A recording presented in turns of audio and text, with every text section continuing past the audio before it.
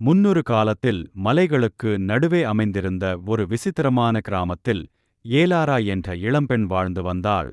இலாரா தனது கருணை மற்றும் சாகச மனப்பான்மைக்காக அறியப்பட்டார். ஒரு சன்னிகாலை, அவள் வீட்டிற்கு அருகில் உள்ள காட்டை ஆராயும் போது, அவள் ஒரு மர்மமான பழைய புத்தகம் ஒரு கொடியின் அடியில் மறைத்து இருந்தது. ஆர்வத்துடன் இலாரா புத்தகத்தை திறந்தார்.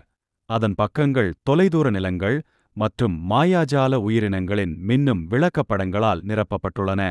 அவள் பக்கங்களை புரட்டும்போது புத்தகத்தில் இருந்து ஒரு மென்மையான பிரகாசம் வெளிப்பட்டு அவளை சூடான வெளிச்சத்தில் சூழ்ந்தது.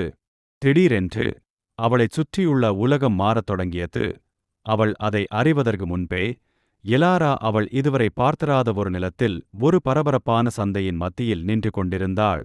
மந்திரித்த புத்தகத்தின் இரகசியங்களை அவிழ்த்துவிட்டு வீட்டிற்கு திரும்பும் வழியை கண்டுபிடிப்பதில் உறுதியாக இருந்த இலாரா, சவால்கள், நட்பு மற்றும் கண்டுபிடிப்புகள் நிறைந்த ஒரு சிலிர்ப்பான சாகசத்தை மேற்கொண்டார்.